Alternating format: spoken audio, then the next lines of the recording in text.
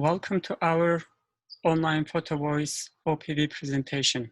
I'm Ahmet Tanhan. I'm currently working with Economic and Social Research Center called ESAM, the University of North Carolina at Greensboro, Adiyaman University, Institute for Muslim Mental Health, for mental health research and services. My email is tanhanamet3@gmail.com. Please feel free to shoot your email or your emails for collaboration.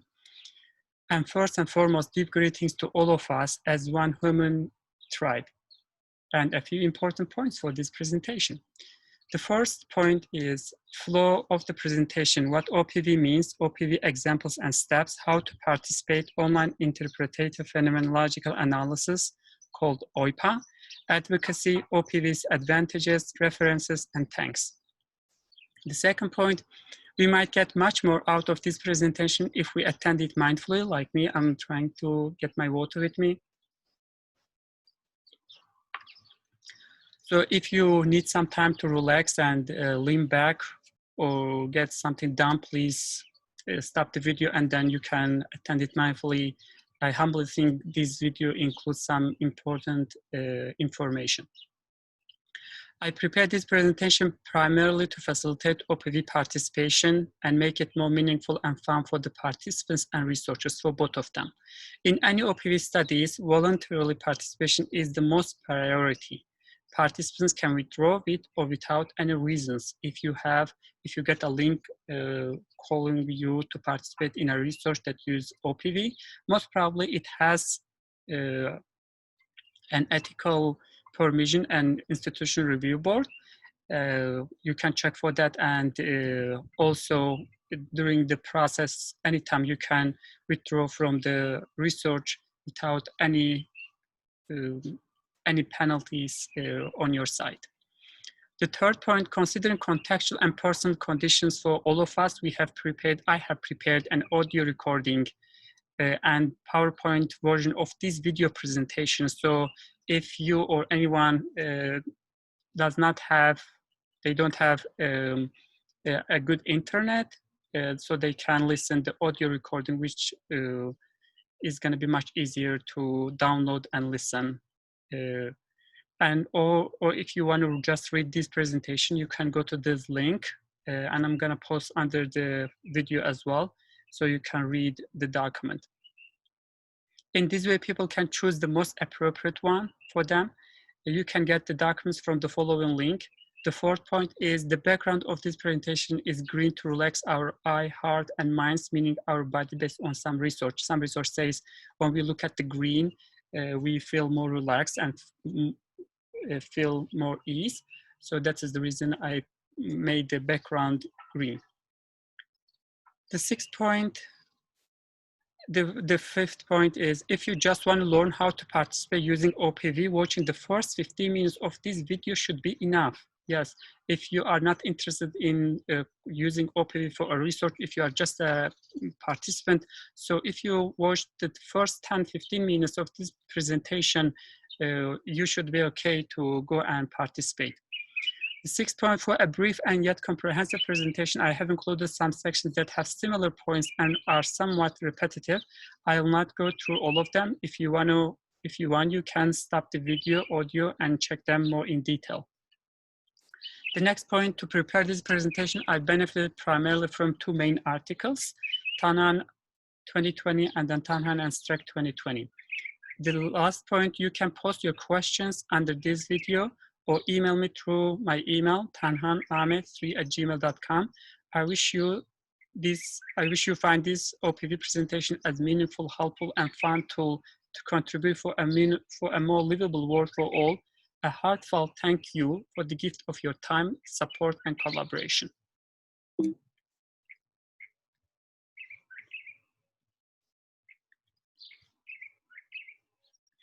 So what is Online Photovoice, OPV? Who developed OPV? A brief introduction. In 1997, Drs. Wang and Boris developed traditional Photovoice to work with small disadvantaged groups to understand their experience in a related area, like poverty or environment or some issues with education.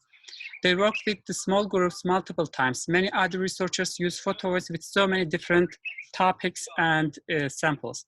In 2015, me and my professor, Dr. Strack, my lovely professor, we improved traditional Photovoice. We improved traditional Photovoice to reach out to many more diverse, disprivileged, and disempowered people online in a more appropriate context. We developed Online Photovoice to enhance well-being and address biopsychosocial, spiritual, and economic issues.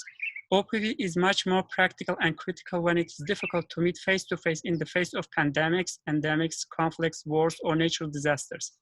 OPV enables the researchers to protect the participants' voice in a much more robust way through online interpretative and phenomenological analysis. From now on, we are going to call it OIPA. So the first OPV research study or manuscript came out in April 2020, and it's entitled Online Photovoice to Explore and Advocate for Muslim Biopsychosocial, Spiritual Wellbeing and Issues, Ecological Systems Theory and Allied Development, Current Psychology. The first OPV research study in Turkish is under review, and it is entitled Utilizing Online Photovoice OPV During COVID-19 to Address Biopsychosocial, Spiritual, and Economic Issues and Wellbeing, Adapting OPV to Turkish. And this manuscript, the second one, is gonna be published soon. What are the main goals of OPV? The first one, understanding the most important facilitator support, strength, and barriers in people's life from their own unique perspective in an innovative and creative way. The second goal, advocating with the volunteer participants and others interested as allies or partners in the research topic to reach out to the key authorities and institutions to enhance facilitators' supports at the needed level. The third goal is advocating with the volunteer participants and others interested as allies or partners in the research topic to reach out to the key authorities and institutions to address barriers, meaning concerns, issues. The researchers and partners strive to do all these through critical and transformative dialogues to enhance general well-being and address issues from a comprehensive and contextual biopsychosocial, spiritual, and economic perspective. So it is very comprehensive, and it also suggests a contextual perspective to be sensitive to the community or people you are working with. In summary, OPV seems to be an effective and innovative method technique to enhance well-being and address biopsychosocial, spiritual, and economic issues at individual group and or community levels. So before we dive into the more details, the steps and how we are going to use it, at what steps, what we are need to do, I just want to give an example so we can really understand what it looks like. So an example from my last research that I conducted during COVID-19. So our research question was, and this is a sharing from a participant. Our research question was, what have been the most important facilitator for facilitator support or strength and barrier, concern, issue for you and or your community during COVID-19? So we asked them for two things. We said, what is the most important facilitator that made ease in your life? You can call it strength or support systems as well. And second, what is the most important barrier, concern, or issue for you or your community during COVID-19? So we are asking for two things. What is the most important facilitator for you or your community? And what is the most important barrier, concern, or issue for you and or your community? So that was our question. And in OPV, we are asking for these two things. First, facilitator, and second, concern. We are asking these two because we want to have a balance, not just focusing on psychopathology or just focusing on problems. We also want to include psychopathology perspective and also a positive psychology perspective so that we have a balance. As human beings, we really need to create space for our issues, for our problems, but at the same time, we grow more if we create space for our positive experiences, the strengths, the support, the facilitators in our life.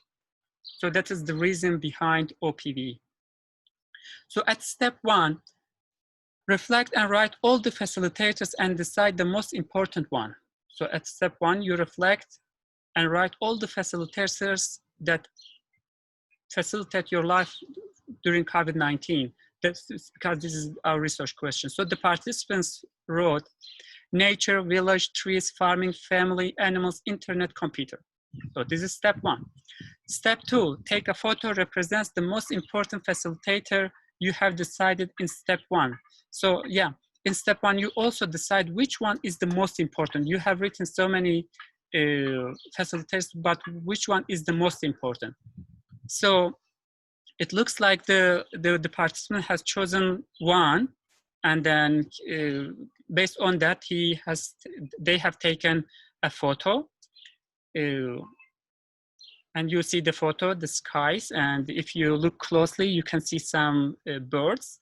And in step 3, write a caption following short acronym that is explained below to convey the message. So in the next slides, I'm gonna explain the short acronym. It includes 6 questions. So in this step, the participants following the short acronym, 6 questions to write a comprehensive and meaningful, a whole story or caption about their facilitator. So let's look at what the participant has written. In this photo, you see my pigeons. I had to leave the city and go to my village due to the virus. When my pigeons fly, I feel as if I fly into the profound sky. As they rise, I feel as if I rise. There are many factors that facilitate my life, and I do want to focus on my life at the village and my animals, meaning my pigeons. As a college student, I believe we got too far away from nature to the point that we have forgotten we are human beings and need to live with nature. I feel happy when I spend time with my pigeons and other animals my family own.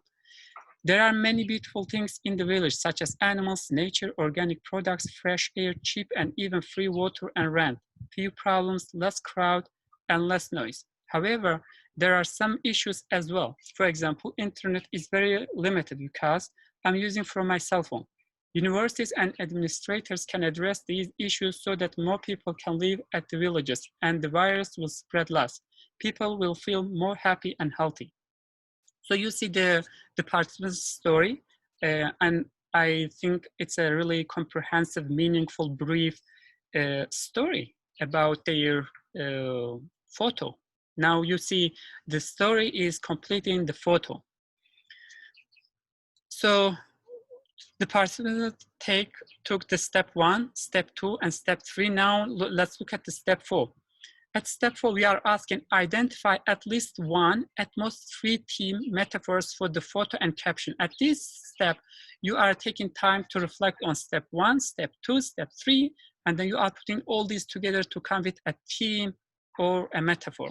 So our participant has written as themes, they have written nature, animals, village, healthy life. So, and an important note is to convey the participants' message as they are, we did not edit the stories except for anonymity. So you will see some grammatical issues, maybe some misspellings, or maybe some other unclear points, but in OPV requires you to convey the participants' message, the voice, and their story as truly as they have written. You can edit it just to protect the anonymity and to follow the ethical issues. So you can see how the participant has shared their facilitator through these 4 steps. Let's look at the next example. This example, again, is from my last research we conducted during COVID-19. And this one is about the most important barrier, concern, or issue. So this is from the same participant. So to clarify again and to really facilitate you to understand the steps, I'm gonna go through each of them. So in step 1,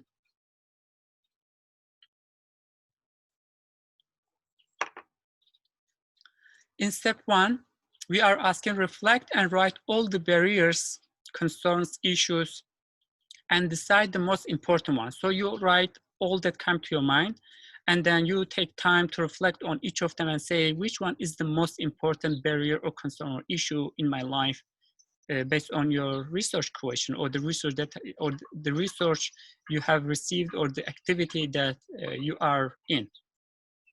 So the participant has written economic difficulties, internet and not having a computer, course pressure, professors being mean-minded. So you see this. And in step 2, take a photo. We are asking, take a photo that represents the most important barrier factor you have decided in step 1.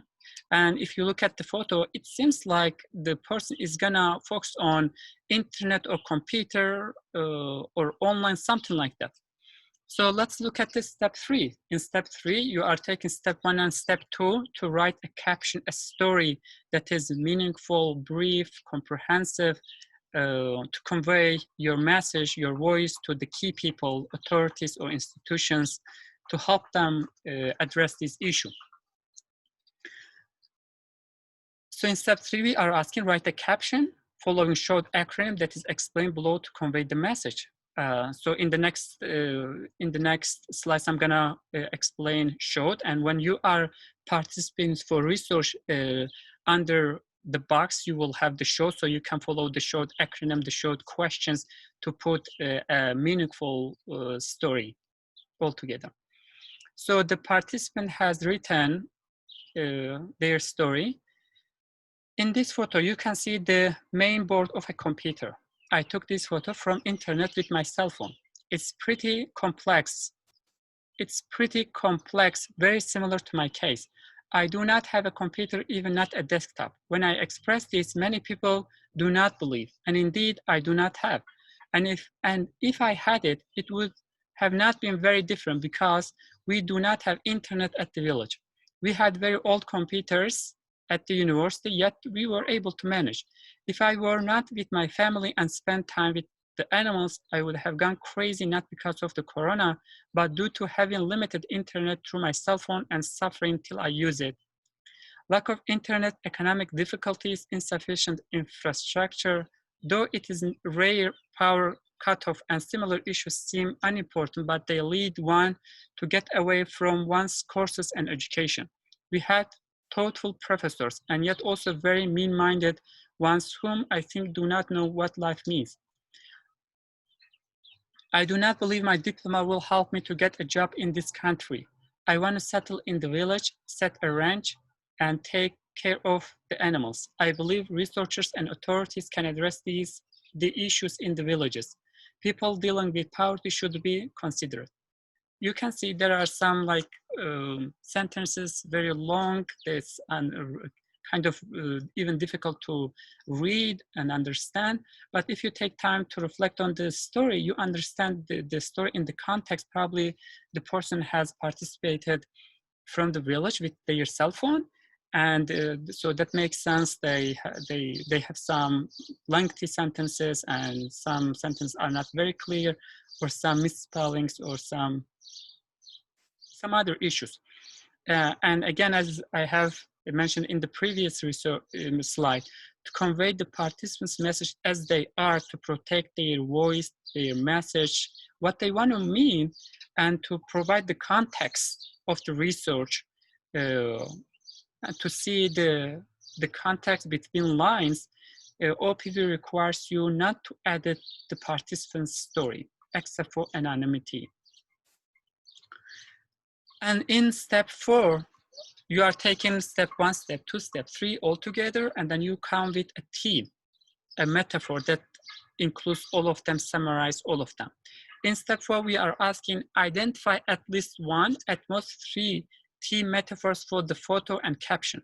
So our participant has written as theme, economic difficulties, internet, and not having a computer, course pressure, professors being mean-minded. As you can see, they have written more than 3. It's okay, but really, if you go with at most 3, this is gonna be the best to put together the main themes, the clusters, when we are putting the themes or metaphors together. So I believe I guess the participating OPV through 5 steps, the most important facilitator. I guess we got a little more information on OPV through these 2 concrete examples. Now we are gonna go through more details to explain each of the steps, first for the facilitator and second for the barrier. And first, the most important facilitator, how you will join OPV and focusing and conveying your most important facilitator through 5 steps. If you follow the next 5 steps, probably you will have a more meaningful and fun process for OPV participation, and also easier. Step 1, reflect and write. By the way, if you feel that the 2 examples were clear enough, you can stop the video here and go to your research or event to share your facilitator and concern. But if you want to learn more, and especially if you are a researcher, probably it's going to be much better to watch the rest of the video. Step 1, reflect and write all the facilitators and decide the most important one. Take time to reflect on the subject or research question you are being asked for. What are the important facilitators come to your mind? Take note all the facilitators come to your mind in an electronic tool or on a piece of paper. Reflect mindfully on each of the facilitators to decide the most important one. In the next step, you are being asked to focus only on the important facilitator. In this and all the 5 steps, writing down and keeping your notes in an electronic tool or a piece of paper can be very helpful in case you face some technical issues with the internet or power.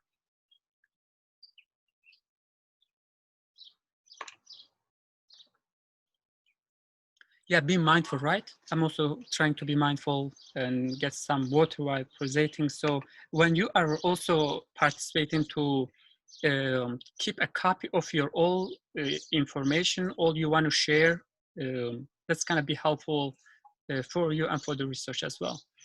If you only type through the online OPV electronic form, online form, and do not keep a copy of your notes, you might lose your notes if you face some issues with internet power or electronic tools.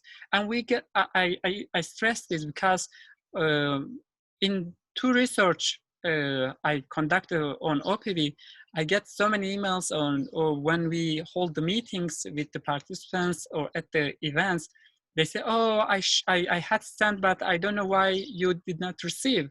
Well, probably you had some issues and then it was very difficult for you to start from the beginning.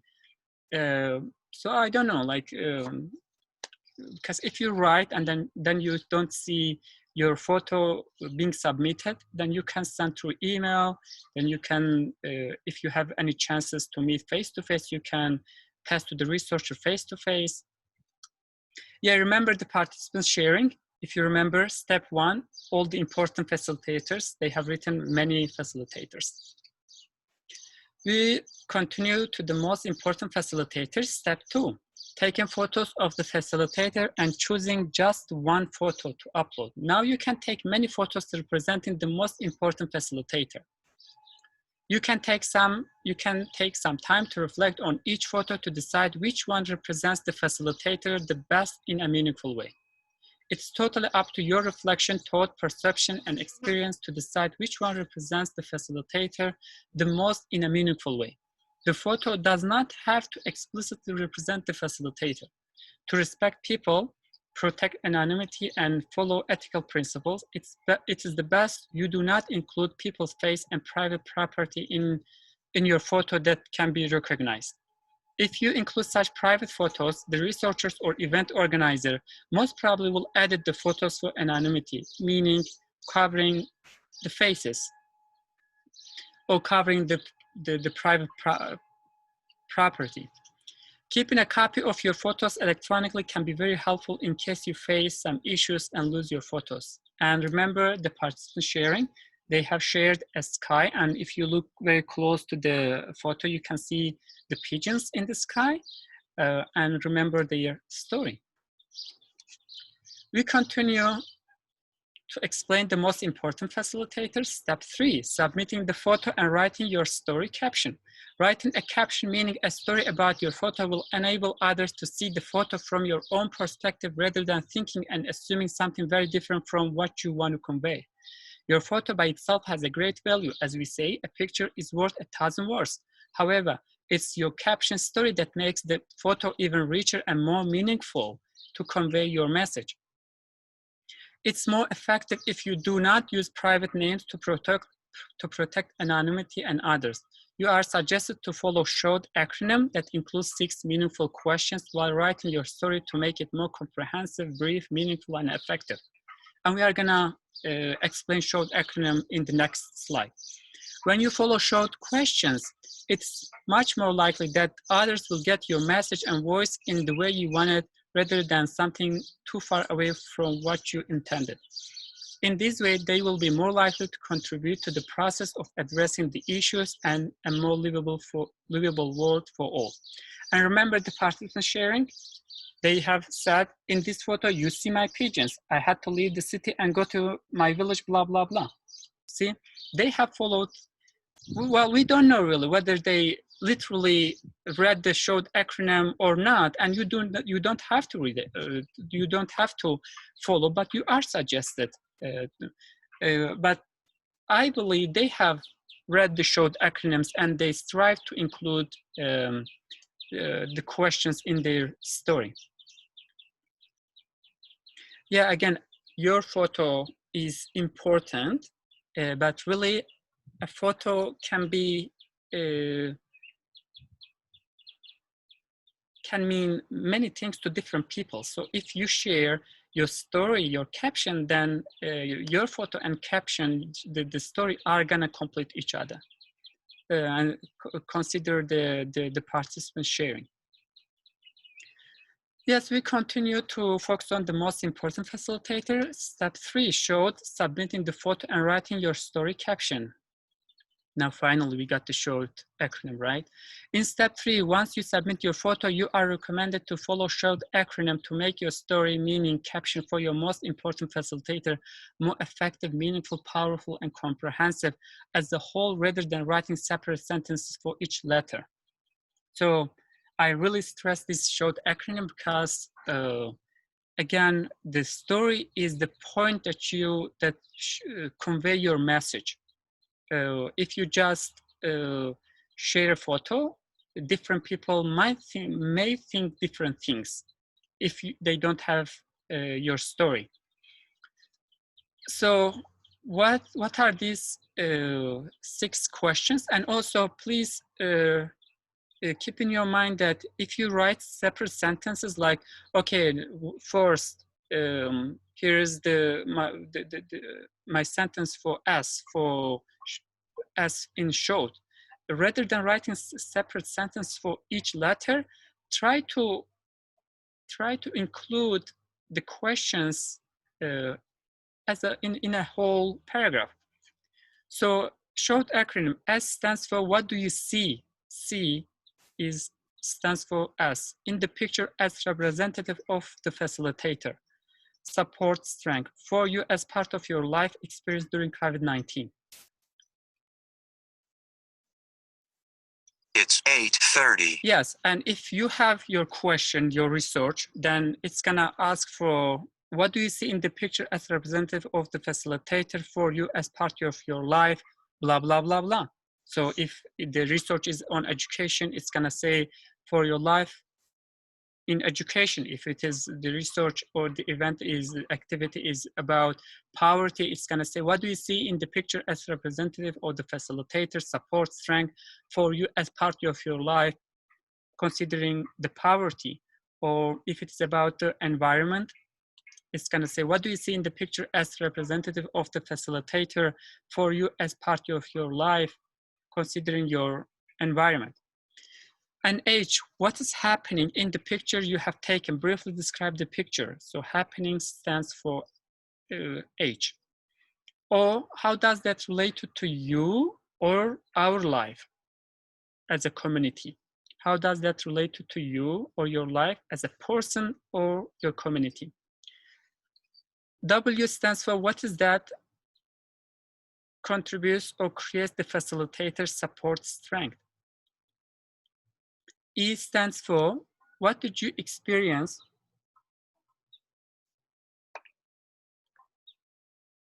What did you experience, meaning feelings, thoughts, sensations, and behaviors when you took the photo and when you wrote the caption and then submitted the photo?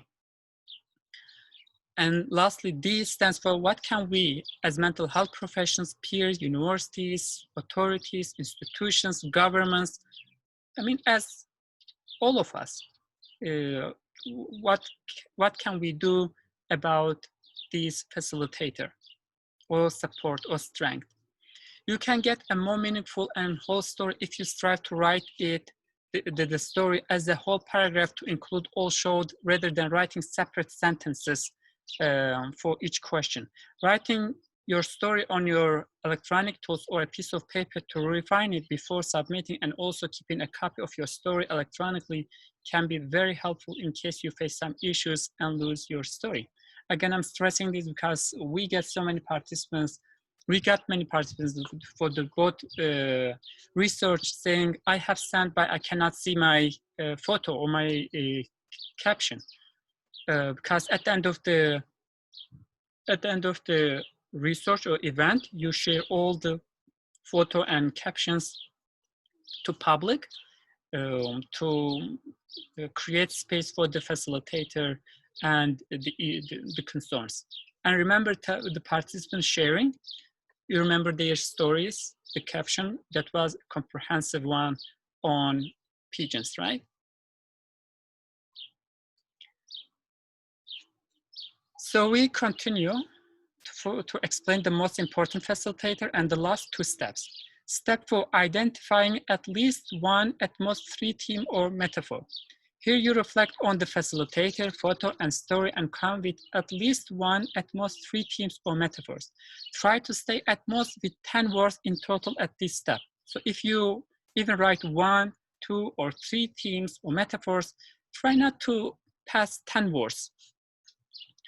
You can start writing the most comprehensive theme or metaphor first. So if you are gonna write 2 or 3, write the first important theme first, and then the second, and then the third. Your theme or metaphor enables others to grasp your photo and story in a more meaningful and effective way for a longer time. So as you can see, like first it's very general, and then you are taking, focusing on the most important one, you are taking a photo, and then you are writing the story. And then now you are putting all these together to really come with a very heartfelt word that is gonna affect people's heart, minds, and so they will be able to collaborate and contribute to enhance well-being for you and for your community and for all. Your theme or metaphor facilitates others conveying your facilitator story and intended message to the others. And lastly, step 5, specific question to the research. In this, so in OPV studies, some researchers will have this step and some will not have.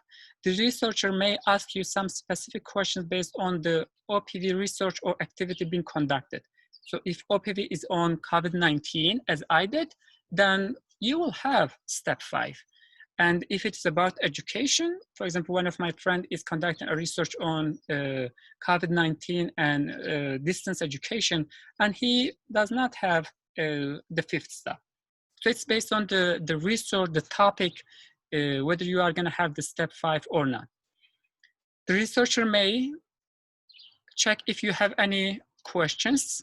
The researcher may ask you if you would like to volunteer to become a partner ally for the research process. I'm gonna explain these more in detail. So if you want to participate and be part of the OPV research, then you can reach out to the research or event organizer and say, I want to be part of this process, and you can be. And then publicly you will join, and if you don't want to publicly join the process, still you can be an ally. And the researcher may provide information about exhibition with a contextually culturally humble community dinner event at this step. Or the researcher may end the research at the fourth step, at this step, right? And then skip the fifth step. For example, in step 5, Tanan 2020 asked the participants how they attribute the facilitator support strength to one or more levels of ecological systems theory through a multiple choice question, individual, intrapsychic, micro, exo, macro systems. So in this study, we asked the participants to consider at this step how they, which system they attribute this facilitator. When they think about their facilitator, is this related to microsystems? Is this related to exosystems? Or is this related to macrosystems? Or is it just related to individual intrapsychic process? And in Tanhan and Streck 2020, in step 5, we provided information, time, place, food about contextually appropriate, free and humble community dinner with the OPV exhibition open to all, and asked the participants anonymously whether they plan to attend to the event, so we can come with an average number of attendees. And remember the participants sharing for step 4, they have provided a few teams. And just to remind, we have addressed this in the first minutes of our presentation, just to put all these together. Again, when you get an OPV research question or a study or an event, you will be asked to focus on to provide what is the most important facilitator support or strength, and also what is the most important barrier, concern, or issue related to that topic. So if you remember, we elaborated on this example in detail. So I'm not gonna go through each of these again for the sake of time. And again, you remember this, the barrier from the same participant. And again, if you want to go through, you can stop the video, stop the presentation and read through. Or if you want to go to the first minutes and then listen how we address it in details. So now we addressed the facilitators. Now it is time for the barrier, concern.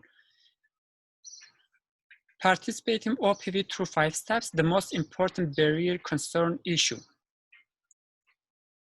We are addressing the 5 steps again, yet this time for the most important barrier, concern, issue. So we are gonna go through the same steps that we explained for facilitator factor. The steps are gonna be the same. The explanation is the same. The only difference is now we are, rather than saying facilitator support or concern, we are saying the barrier, the concern, okay? And again, for the sake of time, I'm not gonna go through all of this because it is the same. Literally, it is the same, just the words, we change the words because it's following the same process. So at the first step, reflect and write all the, well, see, I have even forgotten to change the word. Reflect and write all the barriers or concern or issues and decide which one is the most important one. In step 2, you are taking time to reflect on which photos you are gonna take. You can take many photos, but you are gonna submit just one photo that represents the most important barrier, concern, or issue. In step 3, you are submitting the photo and writing a story, a caption about the most important barrier, concern, or issue. And you are again following the short acronym as we have explained in details. And again, I'm not gonna go through these slides because they are the same. And again, here you go through short acronym. So what do you see in the picture? What's happening? How does that relate to your life? What is that constitutes or creates the barrier, concern, issue? What did you experience? And finally, what can we as mental health professionals, peers, universities, authorities, governments can do about these barrier, concern to address it? Again, they are very similar, all the same with the steps I just explained in details. So I'm not gonna go through them for the sake of time. Again, the step 4, identify at least one, at most 3 theme or metaphor.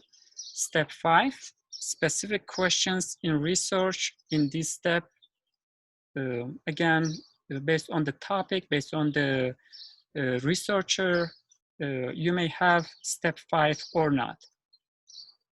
If you have, it's gonna be relatively easier that you can respond immediately, that does not require a pre-preparation.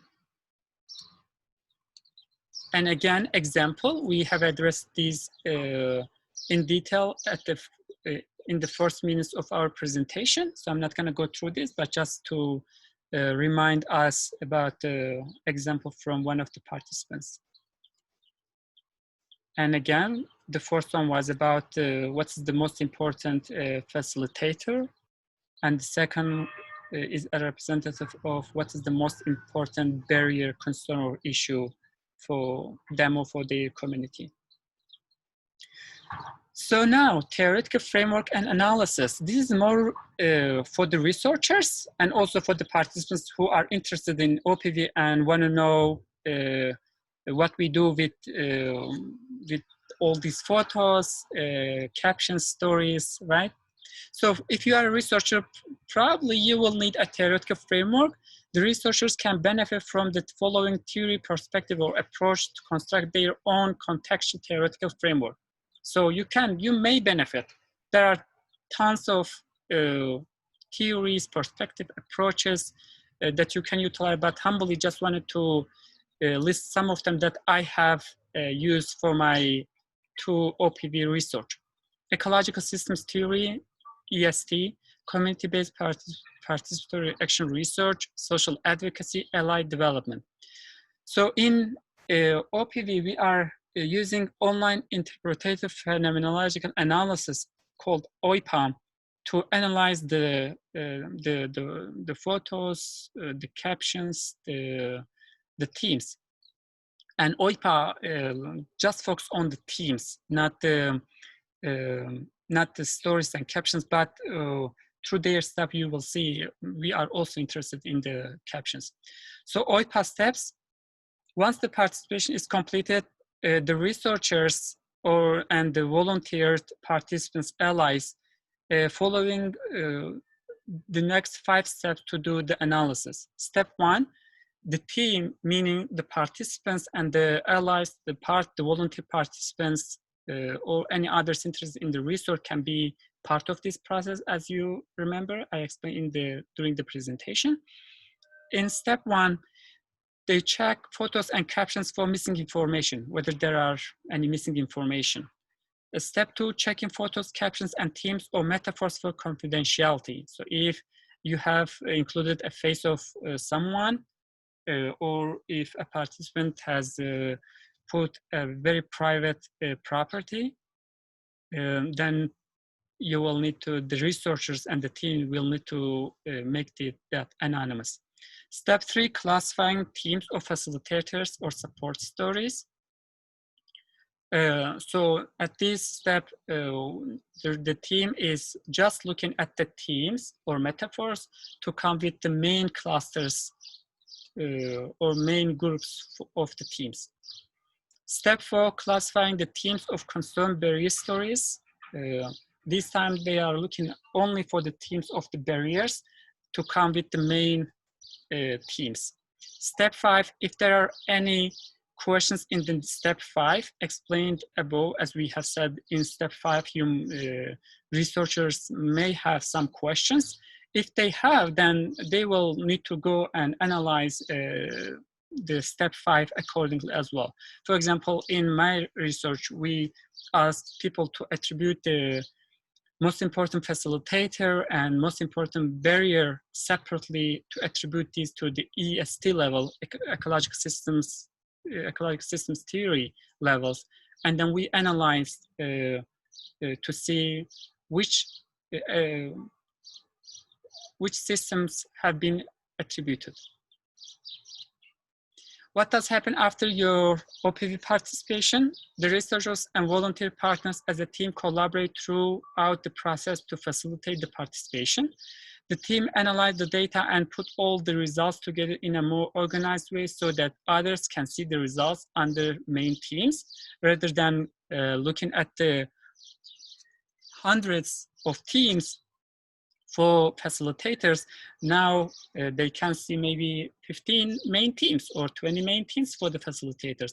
And the same for barriers, rather than looking at the hundreds of themes for the barrier issues, they can see just maybe 20 or maybe 25 or maybe 10 main themes for the barriers. And of course, everyone will be able to see the whole captions and stories and themes. But if someone want to get the whole picture in a snapshot, then this analysis will be very helpful for them. And especially when the researchers are talking to institutions and key authorities who have limited time, then probably they will be more interested in these clusters of themes. The team shared the results with the participants and other key people and institutions through a face-to-face OPV exhibit with a contextually appropriate and humble community meeting. B, online avenues, live exhibit and community meeting, email, social media groups. And C, scientific avenues, including conferences, academic and non-academic papers, local and national live and press media. So the team used these three face-to-face, online, and scientific avenues to distribute your voice, the participants' voice and messages to the key people and all others interested. Another thing is the team do all this to meet the three main purposes of OPV, as we have addressed in the first minutes of presentation, but I'm gonna go through them again. I think this is important. So we do all these to meet, to understand the most important facilitators, support, strength, and barriers, meaning concerns and issues in people's life from their own unique perspective in an innovative and creative way. So this is the first goal. And the second, to advocate with the team and others interested in the study to reach out to the key authorities in order to enhance facilitators' support strengths at the needed level. Okay, maybe you have trees or farm or animals in your neighborhood, and you are feeling happy for that, and that they facilitate your life. They are kind of a support system in your life, but you want more, or maybe some others need, or maybe in another community neighborhood, they don't have such a facilitator support system. So we also focus on to enhance the well-being through enhancing the already existed facilitators. And finally, we do all this to advocate with the team and others interested in the study to reach out to the key authorities in order to address barriers, concerns, or issues.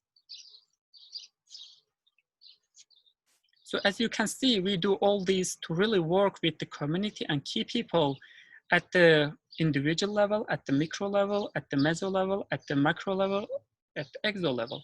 So at all systemic levels, rather than just to, as researchers saying in our ivory tower and saying, okay, I'm done with my research and now I'm good to go. OPV really requires you to, as researchers, to collaborate with the community and as partners, as allies, to reach out to the people who have power, people who are in charge of the communities or the country, to address the most important concerns and issues first, and also to enhance the facilitators, to enhance the general well-being for all. Meaning that these all mean the researchers and the partners, allies, need a social advocacy part. So OPV has some advantages, to be honest, and I think these are very important when you compare to the traditional photo voice and some other qualitative or quantitative research. So some of them we can list as the followings. And OPV has these advantages because you can utilize OPV during difficult times, pandemic, endemic, conflict, lack of safety, contextual time, when it is relatively difficult to get out and meet face-to-face. To reach out to as many people and diverse groups, especially to the ones disempowered, silenced, disprivileged, discriminated, and marginalized.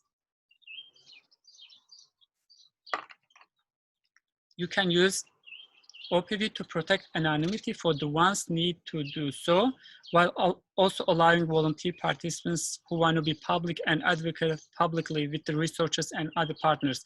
So OPV, if participants want to be public and come to the exhibit, come to the advocacy process to talk with the key people and institutions and authorities, they can be public and they don't have to be anonymous.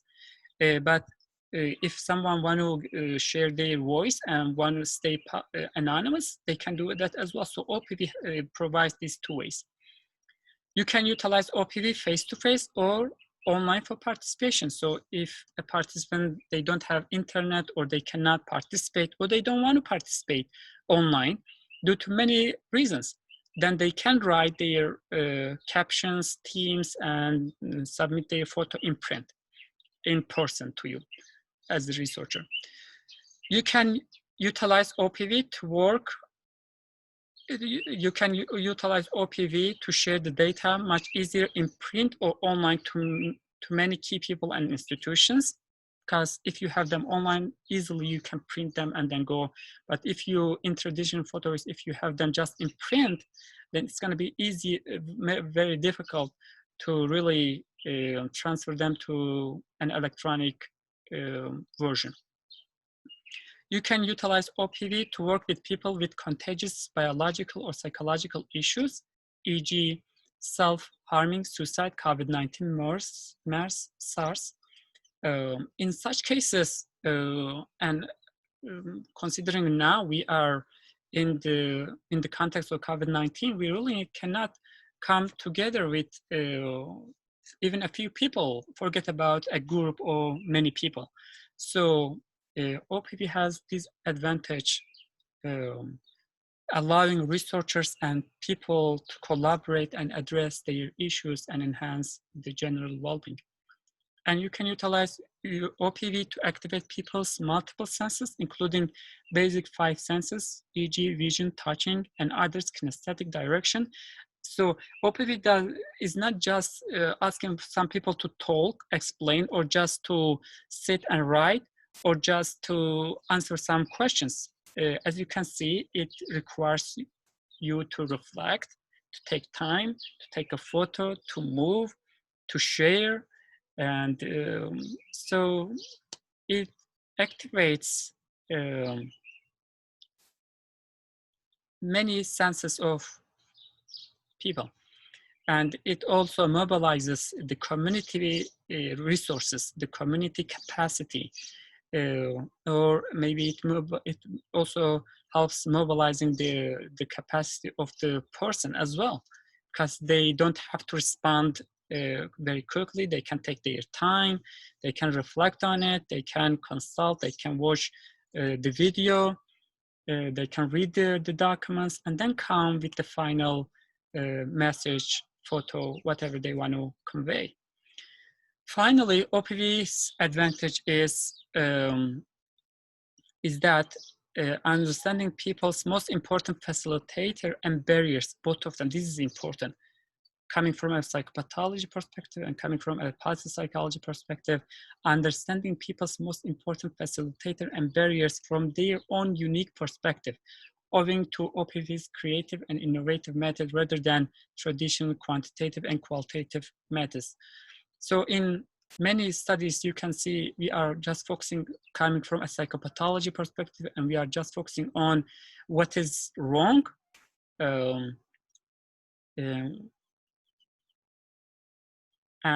Or sometimes we just focus on the positive things. So OPV connects these two and say, let's come from a psychopathology perspective, and also let's come from a positive psychology perspective to really understand what matters to us, rather than what is the matter, to what matters to us. From a positive psychology perspective, what matters to us, and from a psychopathology perspective, what matters to us. These are my references that I have used for this presentation. And questions, feedback, and communication. For the manuscript and for the research, you can go to my ResearchGate account to get the manuscripts, or you can go to my Google Scholar account, or you can send me an email. And if you want to collaborate through social media or connect through social media, my Instagram, Twitter, and Facebook accounts. And I do deeply appreciate the gift of your time and contribution. I'm looking forward to collaborate on meaningful research and activities for all. Again, a heartfelt thanks to all you for taking time to listen to the presentation. And also I'm looking forward for your collaboration. Thank you so much. Stay with peace.